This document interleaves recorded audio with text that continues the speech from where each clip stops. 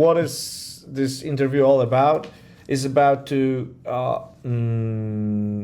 get to know yourself to the audience, to the people that are gonna come or are thinking about coming to the trade show, to the convention.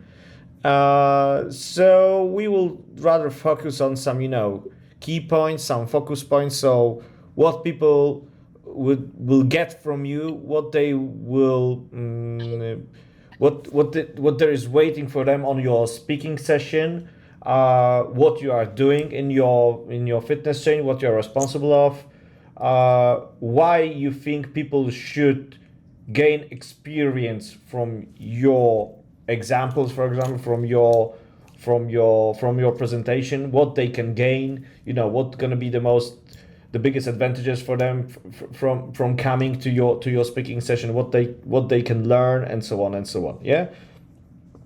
So we try to convince people to you as a person and to your knowledge, to your experience, and in the end to your speaking session. Yeah. Well, I've been an operator in the fitness industry for 20 years. In the last 6 months, our company made a software company that is focusing on retention. So I've been working on operations, customer experience for the last at least 10 years. And we developed a program that changed the approach on retention and customer lifecycle. And it brought us a huge amount of return each year on the bottom line, because we simply got better on the churn levels. So what happens when I talk in this type of conventions is that I mix the operational side with the theory. So sometimes you get consultants that, they're of course trying to sell something, their services, but they have no experience on the field. So what happens to operators, they need to know things they can adapt to their business.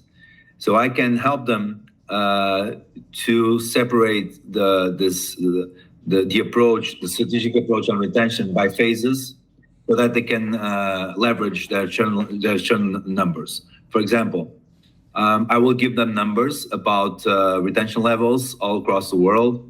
I will give them numbers that are KPIs clubs should have to get a good approach on retention. So some sort of a benchmark.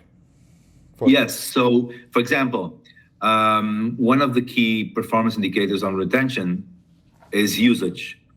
So if I ask the crowd how many of your new members are using the club in the first 28 days, it's 4 weeks after joining. If the number is above 10%, you have a problem. So what happens is that members, when they don't start working out after they join, the probability of working out in the future is really low, and they tend to cancel earlier. So this is the kind of approach we use, is that we know the metrics that work in retention.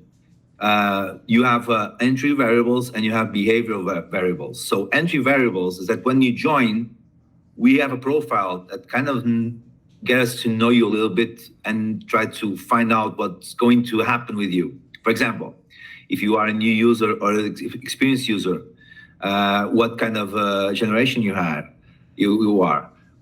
So you can start with, do you have a contract? Don't you have a contract? So there are some variables that when you join, we already know that can profile your future customer journey.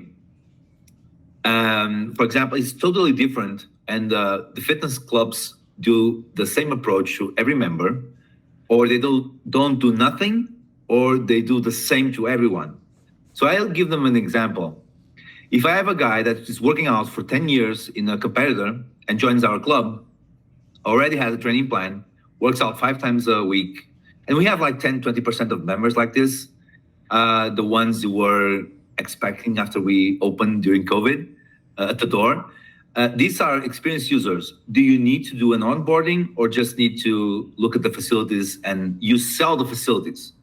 They need the facility to work out. The other people I estimate being around 70 to 80%, are members who don't know you, don't know the industry, and are kind of new members.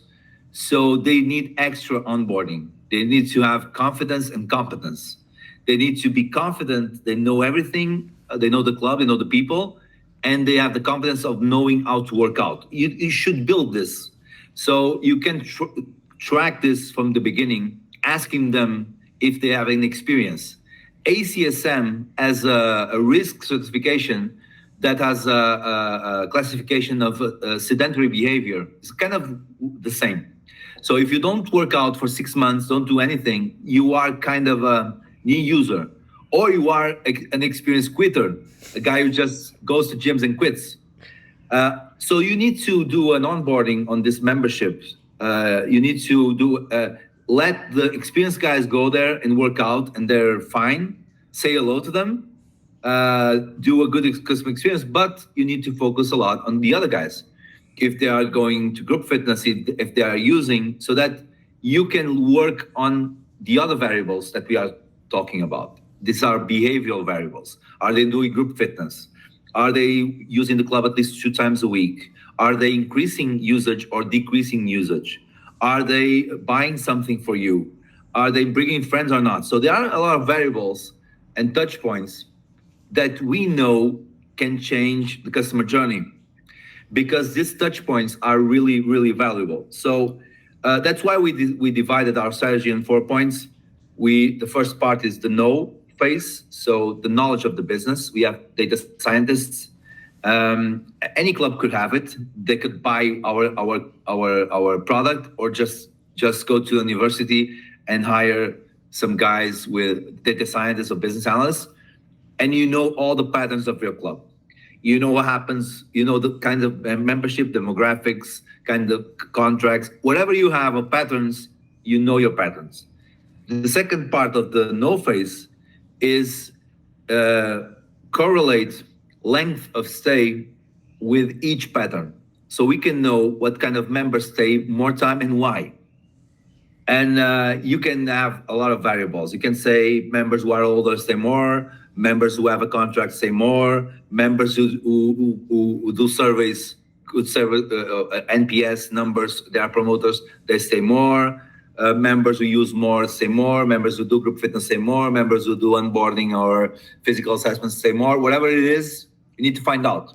So you're differentiating the groups of members, and you are doing clustering. And you are connecting separate strategies to keep them, despite on which group they are. Yes. Okay. So you will get to a personalized approach, and then the second part, you have the knowledge, the know, and then we design. The second phase of design, you put all the information you have for the patterns, and you redesign the experience. So you say, okay, if I ask them and they are experienced users, I will not do a physical assessment. If they want, they can do a body composition, because sometimes experienced members want it. But I let them be. I will show them the facility. I can do the Disney tours, as we talk in the industry, because he wants the facility only. The other guys, the ones we asked, and they said, well, we are new to the market, or we are starting our journey, you have to make a special journey with onboarding. And you will do each touch point regarding what we call the fitness cliff. What is the fitness cliff? We can, normally it's 2 weeks. The member starts working out, he increases the usage, and then it drops. Start dropping, like a New Year's resolution. So you need to put touch points to increase usage or to maintain usage. To prevent and you can to slide down. Yes. Yeah. For example, if you know that your club is doing that in 2 weeks, you should have a reprogram in 2 weeks to talk with the member again. If it's 4 weeks, do it on 4 weeks. You can do it with staff, you can do it with automation, you can do it whatever you want, but you need to have a touch point. You need to talk with the member, because the organic behavior will be downfall. It could be group fitness, for example. And I know men are kind of tricky doing group fitness, but women, when they don't do group fitness, they tend to lapse easier. So you just redesign your experience with groups. Try to redesign as soon as possible. And you then implement business rules. I will give you an example of a business rule of a club we work with, and we work with this club with a lot of success. We try to prevent members to get sleepers. Sleepers is more than 60 days without using. When we contact a member who's sleeper, the probability of the guy canceling is way too high. So after 60 days, we don't contact anyone. But we do contact them before they get the 60 days. So what happens? What is the window? So to get it straight, if you're gonna miss this 60 days window, you're passing them out. Yeah, you're I'm just saying the risk of talking with them is too high. So because we did it in the past, and what happened is every time we talk with the member, the guy said, "Oh, I didn't remind of you. I want to cancel because I don't use it." Yeah. So exactly. But if you say this is kind of hard because you say, well, you don't care about members who don't use for 60 days. No, I care before they reach. Yeah, you have to do something. You do everything to not reach that point. Yes. Okay. But we do something. So what's the window? People ask me, what's the correct window? It kind of depends on the first phase, the no. But I can tell you by experience that you must contact members between day 7 and day 14. Why? Because if the member doesn't go to a club within 1 week, it's too early to say if the member is lapsing or not. Just could be work, vacations, whatever it is. Illness, kind of whatever, yeah.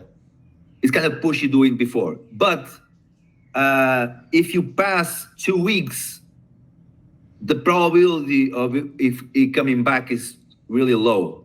So we found out that if you contact the member after 21 to 28 days of not using, the success rate of your contact is almost 0. So keep in mind, I'm doing efficiency of the contact, comparing the ones we do contact with a control group. So imagine I have 100 members that don't go to the club. I separate them, and we have another 100 members that don't go to the club, but we don't do anything with these guys. Yeah. Just the organic behavior. Yeah. And with the other guys, I will put different forms of contact: WhatsApp, messaging, email, call block, people calling block. And we saw the differences. If the efficiency is the same, you have 0 efficiency because it's organic, okay? If you have changes on efficiency, that's the success rate. So for example, we had a 10% organic rate on members we didn't do anything. And with the other ones, we had 20. So the success rate is not 20, it's 10. It's 20 minus 10, okay? Yeah. Because the organic behavior is not doing anything. And with these members, we had the most success in call block, then WhatsApp, then messaging, and then email. Email was almost organic behavior. So no success. You can put business rules like this. If, like a condition, can do an automation, we'll go to the third phase, that is the track phase that controls it. But the business rule is made on the design phase. So we made, if the member doesn't come for 10 days, we send that X message, or we put an information for a staff member to go there and call him. What happening? Is that something we did wrong? Whatever it is.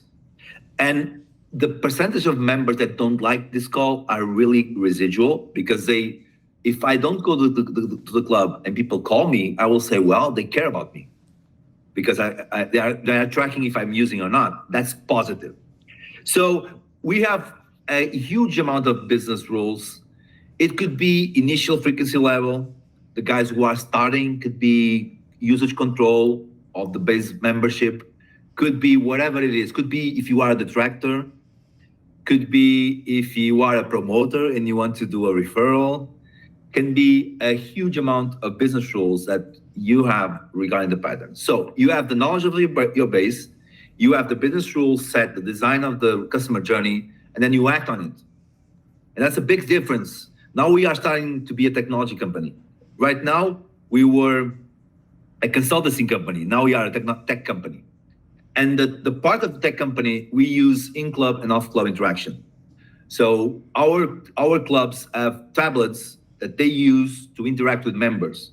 So we can prioritize the members who are at risk of leaving, or who are starting the journey, or who have health problems, or who are, their birthday, whatever it is, like a 5-star hotel, contact with them, because we know about the member.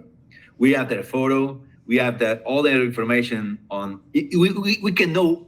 Imagine this, you go to a club and you know that member X did an NPS survey and do a 2 classification, you are the director. So you can go to him and with some subtle comments, try to reverse the service. This information can help you give a better service to members. Of course, we can track members who are starting the onboarding phase, the first 4 weeks. We can track whatever it is. The companies can decide. The company we work for prioritizes onboarding. So the ones who come first are the ones who are in the first 28 days. And then the second priority is risk of leaving, or we call it risk of last usage. But we only have the risk percentage if they stay at least 28 days. So we need to collect information first to get to that. So this is the in-club interaction tool. And then we have the off-club interaction tool, the CRM. We can build these rules in the normal CRM, whatever it is, Dynamics, Pipedrive, or using our own. It's totally indifferent. It's putting the business rules we design with actual flows. So if you don't come for 10 days, we will send this message. And this is fully automated CRM. But with your retention business rules, not with the retention rules from the USA or for UK, your own. They are designed for a specific group, so it's not only one customer journey. It could be as many customer journeys, as many groups we have to put. Depend on your behavior or your entry variables. And then at the end, so you have the know your business, design accordingly, act on the customers, and then the fourth is analytics, is the control part. You measure all information. What's the percentage of sleepers? Are the communications being useful or not?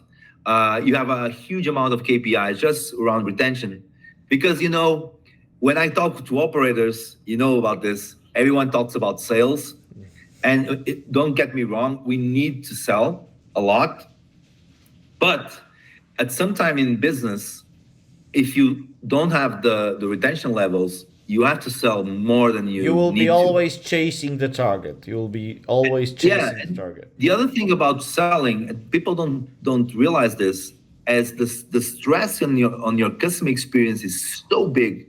So imagine, and I talk with instructors about this. Sometimes they don't know anyone because the rotation is so high. 6 months later, I'm always talking with new members, always, because they lapse early. Especially low costs that have some of them 20% monthly churn. They rotate each 5 months. When you have the still active graph, you see the still active graph is kind of funny. From the members who joined in January, you have 2% of the members in December. Yeah, that's right. How is it possible to come to these levels? You need to do something. So that's our specialty. We did it in the club. So I really talk to operators, and they relate to the problems. I will say to them, problems, members leaving, churn issues. What do I need to do? How can I see results? Because when you put money on Google or Meta, you get the leads immediately. So you kind of get the cost of acquisition, and you kind of have the metrics. Okay, I will spend this to get X, and that's fine for me because I can immediately know the result. When you are talking about retention, it's different because you are measuring length of stay. They say 3 months. If they say 4, it's better for us. But you need 4 months to look at it. How can we measure results on decreasing sleepers, percentage of usage. I will say to you the results we had with the company. We had zero usage in the first 28 days. We had average 25%. One in each four customers never used the club. Never. Some of the clubs I talk to don't even know the metric. They don't know how many members are not using the club. You're working with Solinka group, yes? Yes. Yeah, we started with, I was the head of customer experience with Solinka. So we did this with success in our brand. Now Solinka has 3 brands, Classic, Light, if and you just Element. give a little glimpse about it, that how Solinka Group is looking, how many clubs from different brands they have, and what the brands are. Just few sentences. So yes, so Solinka has 22 clubs. It's mid-market to high-end. We charge about 45 to 50 euros a month. We have pools, group fitness, normal club. Then we have Solinka Light, same concept, but without pool. So we charge around 35. And we have an Element brand that is around roughly 13 euros a month. It's like 3 euros a week. And it's just fitness, no group fitness. We have some classes, but informal classes with the instructors. No reception, all automated. Got it. So what we did with these clubs was change the approach on onboarding and retention. For example, Solinka had 40% sleepers. 40% of the base didn't use for 60 days. Now average 20. So it's and double. Decreasing. It's decreasing double. It double decreasing. Yes. So another example, and that's why we reached to the sleeper phase. We had 25% members that didn't use in the first 28 days after joining. Now some clubs have 0. The average is 6%. And you ask me, how can you do it? Because we act upon it. So our instructors, if they have a list of members that don't show up at the club, because if you have an in-club interaction tool and they don't come, the in-club interaction tool doesn't work because they need to be in the club. So we need the off-club interaction tool. In Solinka Classic, we call them. Our instructors call them. Other thing that is really important for the first usage is the physical assessment. So if you do the physical assessment, you have one usage at least. So you drop from the 0 usage list. So we are now doing 65 to 70% physical assessments within the total joining group. Why don't we have 100%? Because around 20% of the members are experienced users. They don't need physical assessment. They know how to work out, and 10% of the members miss their appointment. So, and that's the guys we are chasing, because they are the ones who are contributing to the 6-7% no usage in the first 28 days. So that the instructors do call blocks, we send messages, we go after them proactively. So that's why we have so little number. I'm seeing numbers around 25, 20, 30% of members that don't use in the first 28 days after joining. Then we increased NPS in 20 percentile points across the last years. We have a huge, we increased percentage of members that do group fitness. So you track that if a member does group fitness or doesn't do group fitness in the Classic brand. And we have around 35 to 40% average on this brand. It's quite good. Les Mills New Zealand has 60%. Even the Mecca of group fitness has 60%. 40% of the members who go there don't do group fitness. But you should track to be around 30, 40%. Why is this? Why is this relevant? Because if your club has group fitness and only 20% or less are doing group fitness, 80% of them are being catered by the low-cost market. Mm-hmm. So keep in mind, if 80% doesn't do any group fitness class ever, even if you do one, you go to the group of doing group fitness. If 80% are not doing, you should downgrade your club to a low cost without group fitness, because you still have 80% of the members doing it. And it's just not profitable enough to keep it. then. Yeah, it was like the old days of the clubs. You had saunas, you had pools, whatever you had, and people simply didn't use it. So when some clubs opened, people thought, well, they don't have pools, they don't have saunas, they don't have steam baths. No one did it. So clubs thrived anyway. So if members don't use something, and that's a thing we are really normally bad at, if your members are not doing something, you just let it be. And I don't understand why. I've designed layouts all my life for our clubs, and we did some tests with sensors with some companies that do that kind of work, and we change our segmentation each 2 years because the Solinka Classic in 2010 is not the same Solinka Classic we opened 1 month ago. It's totally different. More strengths. The functional areas are because the trends smaller. are changing. The trends are changing, so need to change the trends. Yeah. So it happens. It only happened because why? Because the customer experience department rolled out the NPS in 2010, and we have open answers. So with the open answers, we are getting feedback from members and doing something about it. Not just, oh, I have an NPS. Okay, what do you do with it? Oh, I just want to compare the metric. That's fine. You can do that. What are you doing to increase it? Are you using the 9s and 10s to get referrals? Oh, how can I do that? Guys, just send them an invitation for a member. It's easier. They just said you are a 9 or a 10. Why are not you doing something about sell it? Give them a PT session. Give them a spa. Whatever you have, give them, because they just said you are a 9 or a 10. If you are a 1, what are you doing with this member? How can we reverse engineer it so that the member talks good about you? Look at what he's saying. Call him, talk with him, and say, we want to get better. Not put the gun against him, saying, why do you rank us 1? Don't do that. Say to the member, What can I do better? What we need to do to get a 9 or 10. That's a totally different approach on fitness regarding experience, and we need to focus a lot more on experience. And it's hard. You know why it's hard?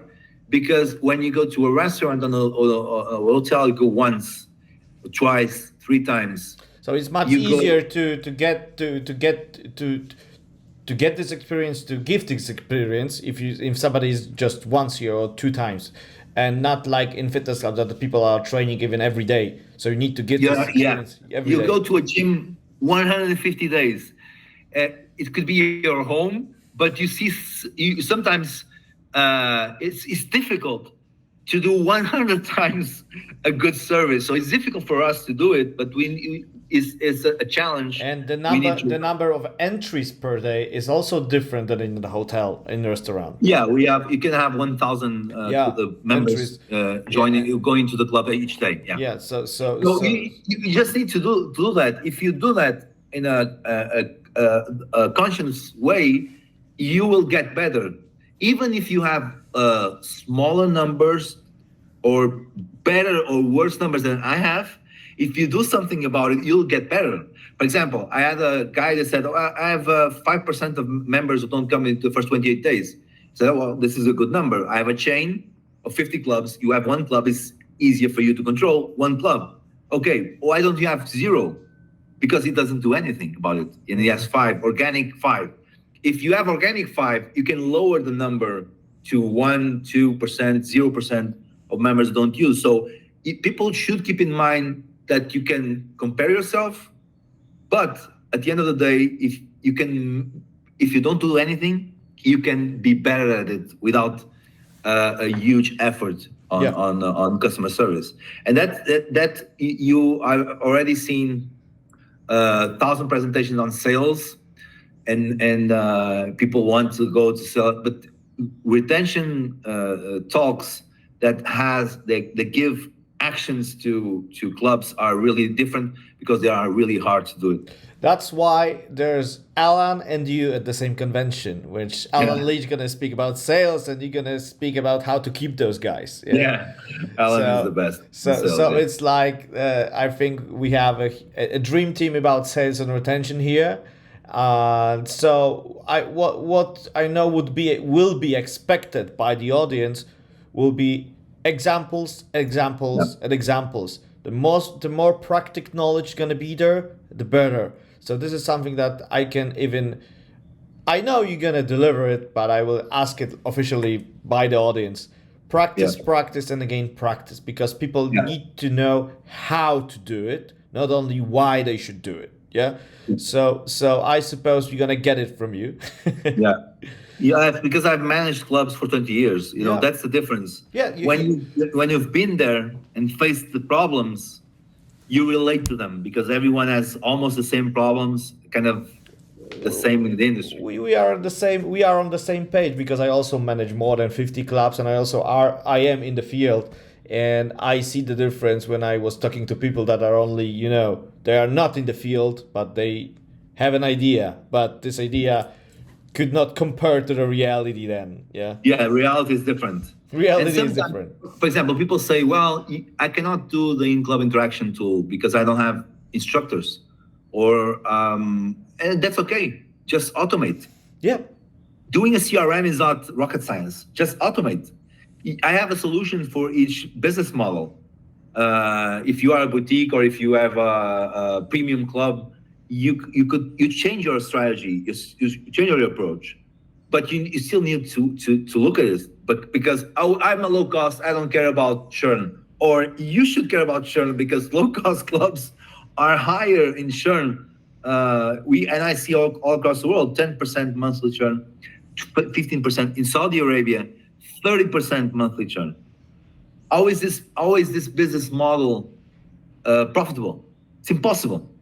30% monthly churn is impossible. Or it's hard to stay profitable, or it's gonna be hard after 1 year or 2 years. So even if it's not hard now, it's gonna be in the future. You have to spend a huge amount of money selling, because the cost of acquisition is going through the roof, because you need to continuously fill the hole. You need to fill the hole you need to constantly have 200, 300, 400 members each month to recover from the hole that retention lets you. You need to work on that. If you lower your churn, you will have a different pace, or you could still sell a lot, but your growth will be exponential. So you'll see on your numbers growing would be, and we saw that in some clubs we had our growth were kind of stabilized, and we started growing because of the churn levels. We maintained the sales and we decreased the churn, so we went through the roof on membership. And if you open a club, you have 3 phases. You have the opening phase.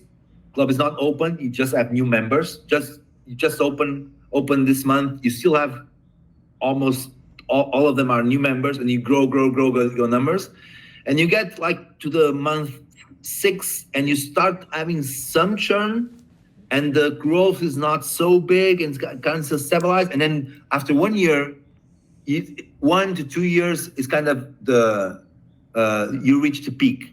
Okay. Or you have the dropout, or you have the drop because people but at this moment is net adds. Difference on new members and churn, just that. So if you do that, you are still growing a little bit. If you don't do that, you are decreasing your membership. So that's a choice, and that's the way. That's why I say to operators, focus on selling in the first 1 year of operation. Focus on both after 1 year of operation. Of course, you need to give service to the members. But you can let's say manage the priorities. You can balance it. You can balance it, because that we all know that it's hard to do everything at the beginning. But if you know the timeline when you should prioritize what and when, it's much easier. Okay, José. So I think, like, for a sneak peek, it's quite a huge sneak peek what's gonna happen in May. So if you would like some last sentence to the audience that's gonna hear it out to be convinced to come, this is the moment.